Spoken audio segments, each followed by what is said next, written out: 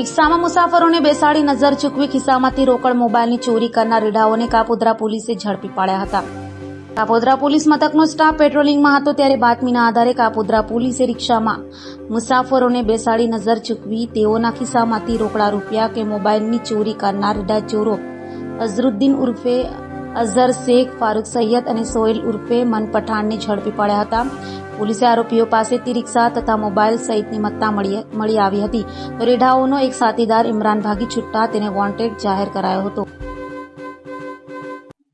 Kapodra police સ્ટેશનમાં છેલ્લા 3-4 દિવસથી એવી ફરિયાદ આવેલી હતી કે રિક્ષાની એક ટોળકી એક્ટિવ થઈ છે અને જે રેલવે સ્ટેશન અથવા બીજા સ્ટેશન ઉપરથી બસમાંથી જે બહારથી આવતા માણસો ઉતરે છે તેને રિક્ષામાં બેસાડી અને એના ખીચામાંથી પાકીટ અને રોકડ રકમ તથા મોબાઈલ આવી બધી ચોરીઓ કરે છે. જેના અનુસંધાને કાપોદ્રા પોલીસ સ્ટેશને 2 દિવસ પહેલા બે ગુના દાખલ થયેલા જેની તપાસ દરમિયાન એક રિક્ષાની ટોળકી કાપોદ્રા પોલીસ સ્ટેશન દ્વારા પકડવામાં આવી છે અને આ બંને ગુના ડિટેક્ટ કરવામાં આવેલા છે અને સાથોસાથ સુરત શહેરના જુદા જુદા 5 પોલીસ સ્ટેશનના કુલ 5 ગુનાઓ આ ટોળકી દ્વારા છેલ્લા અઠવાડિયામાં અંજામ આપવામાં આવેલો. જુદા જુદા સિનિયર સિટીઝનોના પૈસા ચોરીના ગુનાઓ કાપોદ્રા પોલીસ સ્ટેશન દ્વારા ડિટેક્ટ કરવામાં આવેલા છે.